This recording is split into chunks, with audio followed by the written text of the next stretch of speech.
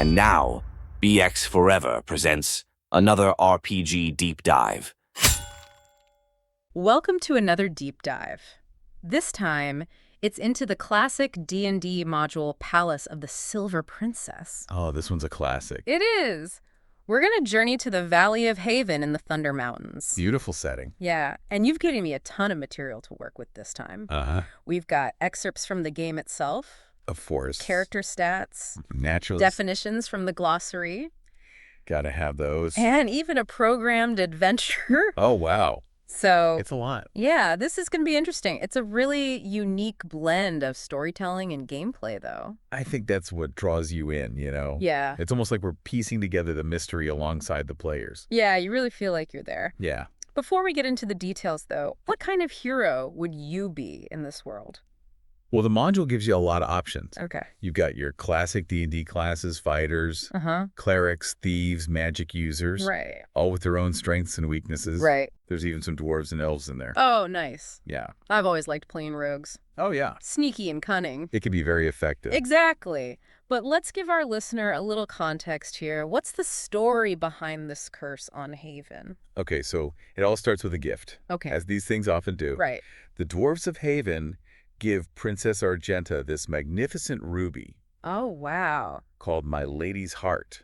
Okay. And there are big celebrations, everyone's happy, and then Oh.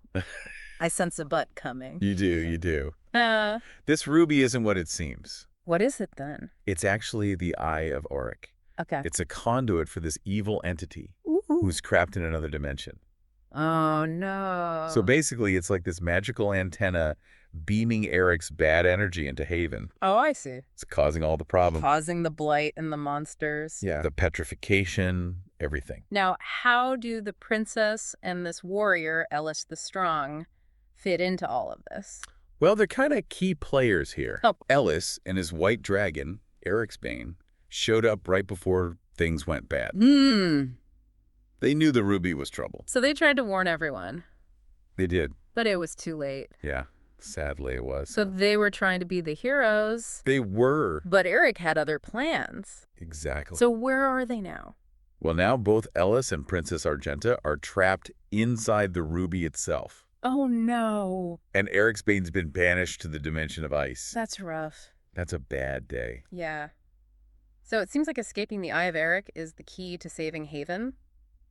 Seems that way. But where do we even start? I mean, the palace has to hold some clues. Well, that's where the programmed adventure comes in. Okay.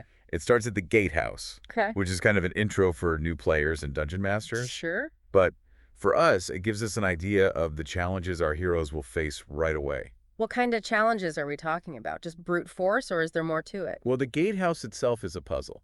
Oh, interesting. The inner portcullises are magically sealed. You need teamwork and some problem solving to unlock them. Okay. But even once you're inside, there are still dangers lurking around. Like what? You've got giant rats, skeletons, even a poison needle trap. Oh, that's not good. Yeah, you got to be careful. So brains over brawn. For sure. Mm. But a little brawn doesn't hurt, Of course. just in case. Right. It sounds like Eric's turned Haven into a real gauntlet. Absolutely. Once you get past the gatehouse, Yeah. you're at the entrance to level 1 of the palace. Okay. And that's where it gets really interesting. You mentioned petrified citizens and a white ape. Oh, yeah. What else is waiting for them on this level? Well, there's a storeroom guarded by kobolds, Okay.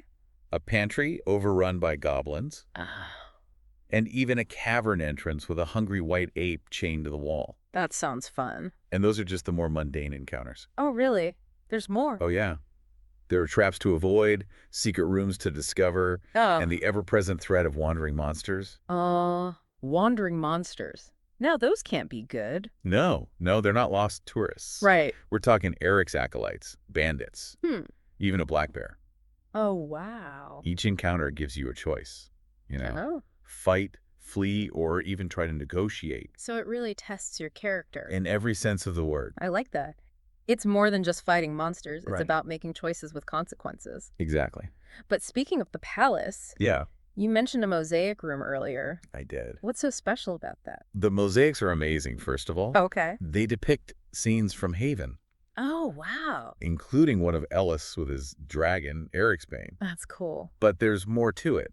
What is it? There's a hidden keyhole Ooh. It opens to reveal a legendary sword, Awesome. but It's always a but. there is. You have to deal with a ghostly guardian first. Okay, who or what is this ghostly guardian? It's actually an illusion of Ellis himself. Oh, wow. A magical projection. So you can't hurt it. You can't. But it can hurt you. In what way? It can inflict psychic damage. Oh, that's not good. So you got to figure out what's real and what's just an illusion. Eric really likes to mess with people's minds, doesn't he? He does.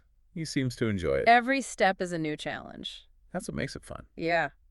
What other cool locations are there on level 1? Well, you've got a steam room heated by a geyser. Sounds relaxing. Not really. It's also a sulfur pool.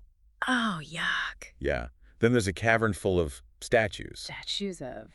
of Haven's petrified citizens. Oh, right. It's a good reminder of what's at stake. Yeah, for sure.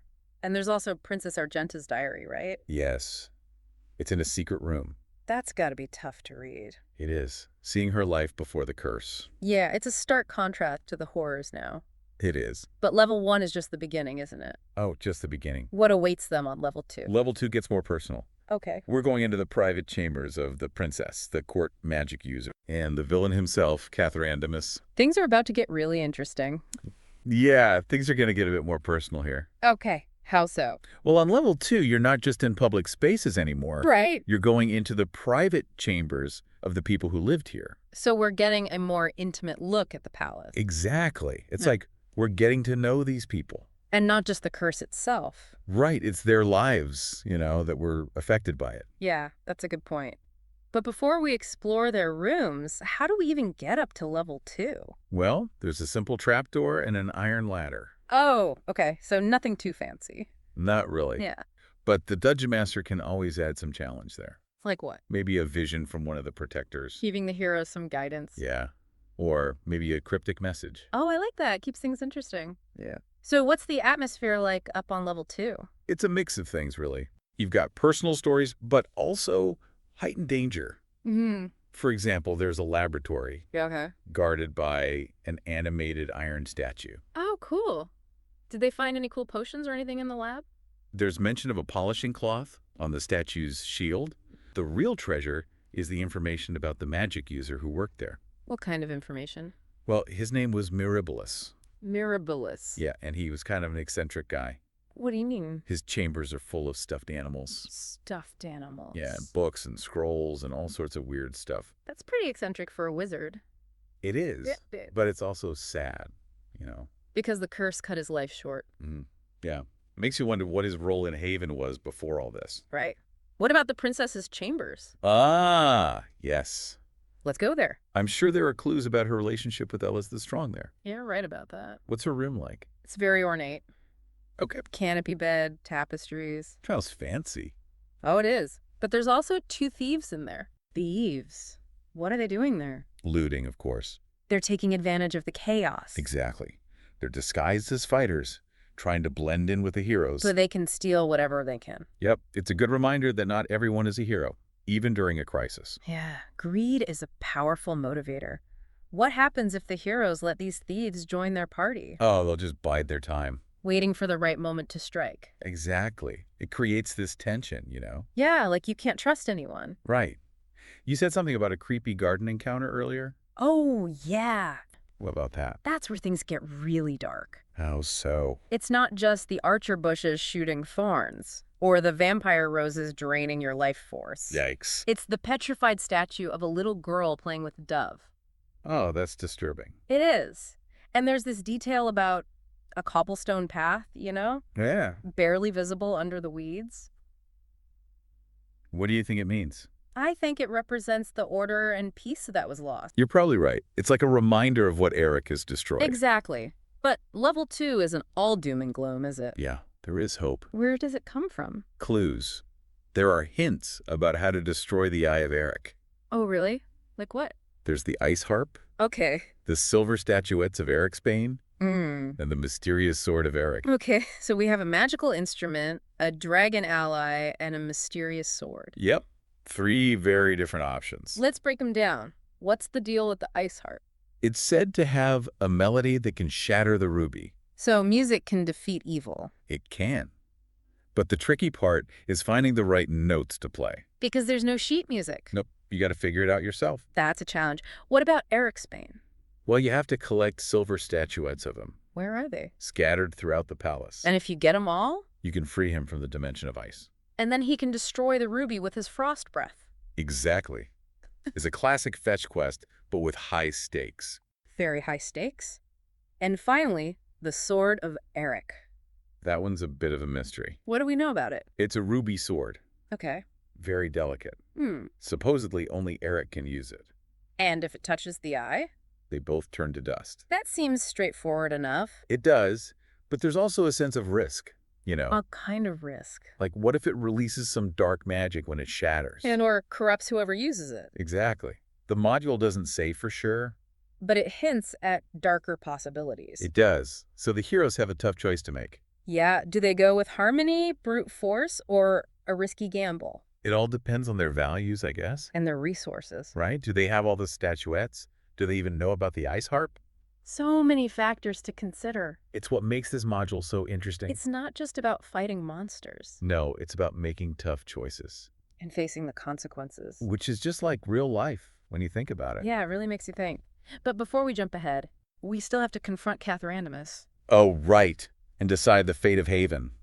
Our heroes are facing some tough choices. Yeah, they've come a long way. They have.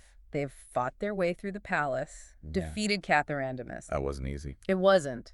And now they have to figure out how to destroy the Eye of Eric. They've got 3 options, right? They do the Ice Harp, Eric's Bane, or the Sword of Eric. It's like a riddle, almost. Yeah. Which path is the right one? Each one has its own challenges. And consequences. Exactly. It's like the module is making us think. About the different ways to solve a problem. Exactly. Like the Ice Harp represents a peaceful solution. Right. Using music to dispel darkness. It's a nice thought. It is. Eh, But finding the right notes to play. That's the hard part. It is. You've got no sheet music, no guidance. You're on your own. It's a real test of your ingenuity. Yeah. And then there's Eric's Bane. The dragon. The dragon. But to free him, you need those statuettes. Right. The silver ones. Right. And they're scattered all over the palace. It could take forever to find them all. It's like a scavenger hunt. With a dragon at the end. It makes you think about the bond between Ellis and Eric's Bane. Yeah. Their friendship spans dimensions. It's pretty cool. And of course, we can't forget about the Sword of Eric. Ah, yes.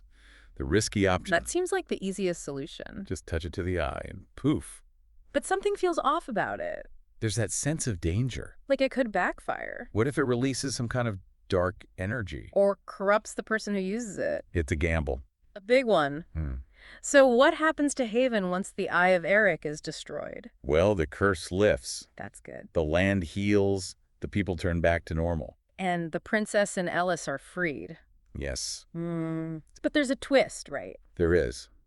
What about the hero's reward? What about it? Well, it depends on how they behaved. What do you mean? If they looted the palace. Stole some stuff.